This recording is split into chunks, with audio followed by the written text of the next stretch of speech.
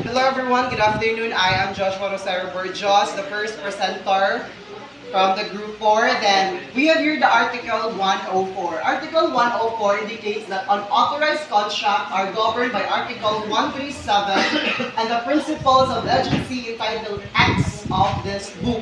So authorized contracts, these are the agreement or contracts that are entered with the two or more parties, which is parties with two parties, and also it's not becoming authorized when one person will be agree with your contract or kaning usa yung sabutan. And unauthorized contract ana siya kanang that matawag na siyang unauthorized contract when both of parties will not agree kung unsa yung sabutan, kung unsa ang mga dapat ninyo maibalaan. So that is the unauthorized contract. Thank you. Good afternoon, everyone. My name is Jane Katja. I'm the second reporter of Group 4, and my topic is about Article 1405. Article 1405 contracts infringe the statute of frauds referred to the number 2 of Article 1403 are ratified by the failure to object to the presentation of oral evidence to prove the same, or by the acceptance of benefit under them. So the statute of frauds is applicable only to contracts that the executory and not to those who have been terminated either totally or partially. So kung ang contract ay kaya na-perform either completely or partially, ang exclusion sa oral evidence is promote sa fraud or sa bad faith, then it would be enable to defendant to keep the benefits already derived by him from the transaction or litigation, and at the same time possible na ma-evade ang obligations, responsibility, o liabilities assumed or contracted by him. So in contract disputes, yung ang oral evidence is nagkuha siya ng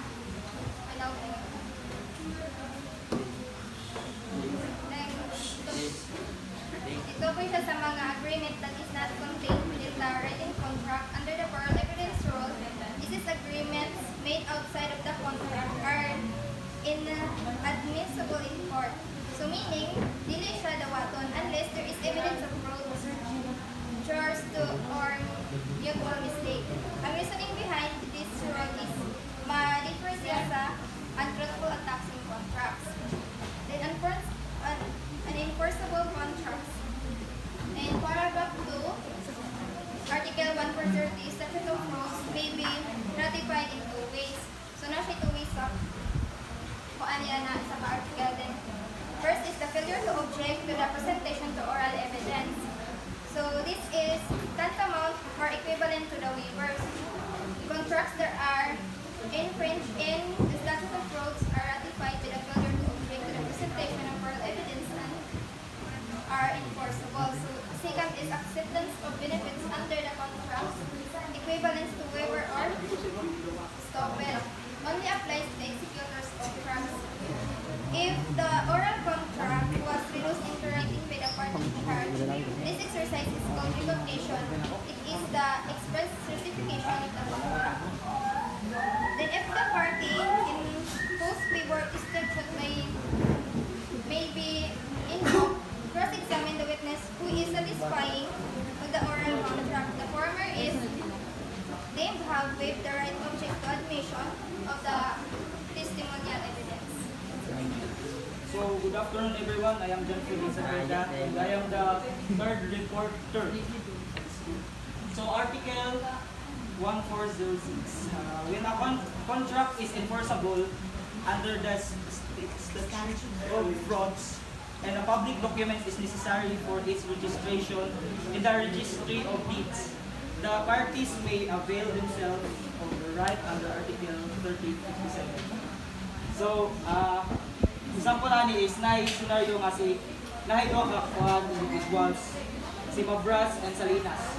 So, si Mabras is ibaligya niya yang land or yang lupa kang Salinas. Then, pero dili ni siya matawag na legal na pagbaligya kang Salinas. Wala siya ma-proof o wala siya pakita nga proof o mga documents o papers na legal ito nga pagbaligya siya ang land. So due to this error, ma-avoid yun ang ilang contract. Sa kanina case, si Mabras is dili siya pwede mag-demand o bayad kang Salinas tungod atong ilan kay void man. O si Salinas, dili pwede ibalhin ang iyang pangalan sa titulo ni Mabras kay wala may legal na contract na nahitabo sila. Good morning everyone. My name is Aljon Escudero. I'm reporter the Article 1407. The contract is where both parties are incapable of giving consent, express or imply notification by the parent or guardian as the case may be when the contracting parties shall give the contract the same effect as if only one of them were incapacitated. So, ang mahal naman sa Article 1407 is sa isa ka kontrata nga duha ka parties walay karapatan nga mahatag o pagtugot ang kanang mga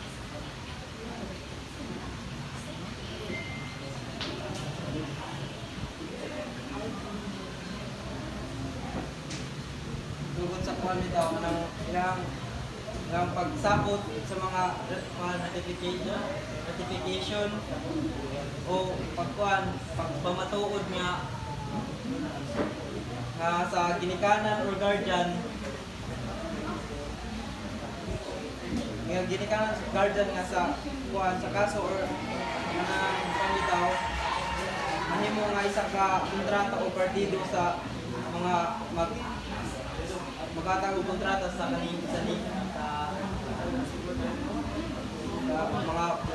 partido or parties. Then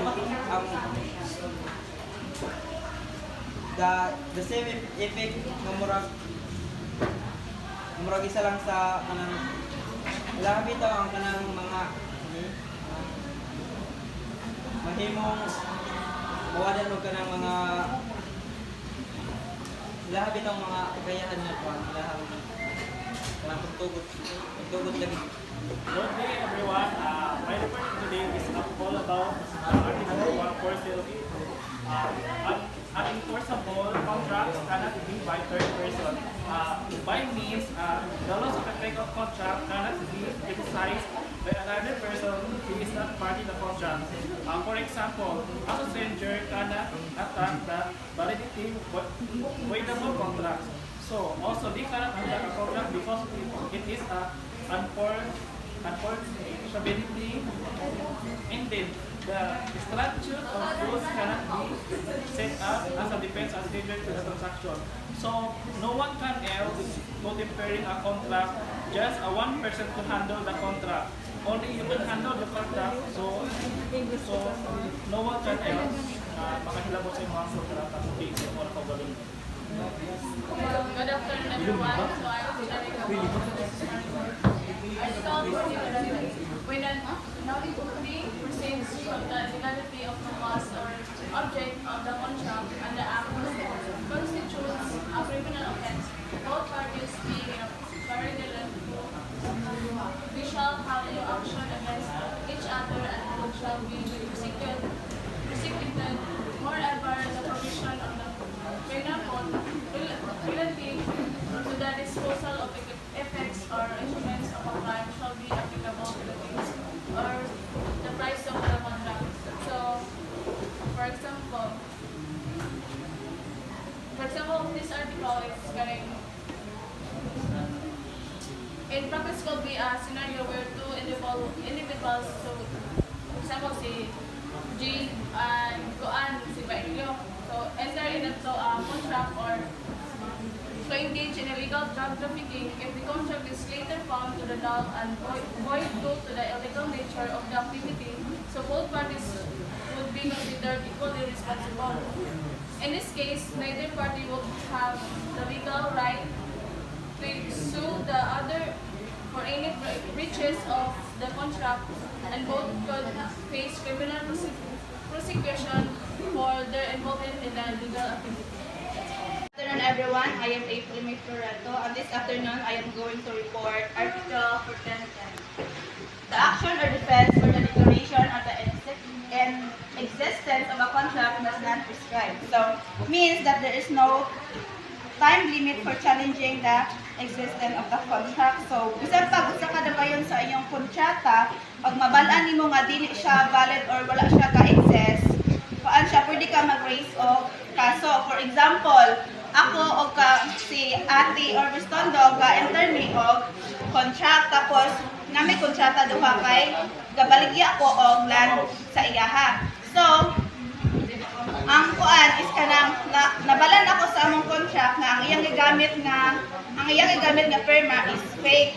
So, sa among contract bisan pag usa to siya kadugayon na, pwede ko mag-raise og kaso sa court to kanang para gani makuan sa mga taga-court nga nganong para maistoryan ba nganong fake ang gigamit niya nga firma dito sa isa ka contract. So, ang pasabot pag nganong inexistent siya, dili siya prescribe kay dili man siya magamit pag-abot sa panahon gibalay magkuan sa contract. So, ang kato siya mahimo siyang void because ang gigamit niya nga firma is fake man. So, kato siya is kanang voidable siya, dili makan mapawalang visa ang iyang contract nga gibuhat ba kay fake man iyang kuan nga gigamit firma. Good afternoon, everyone. My name is Jonathan Arvino Iba. So, the article that assigned to me is the Article 1415. Article 1415, where one of the parties to an illegal contract is incapable of giving consent, the courts may, if the interest of justice to demand the recovery of money or property delivered by the incapacitated person.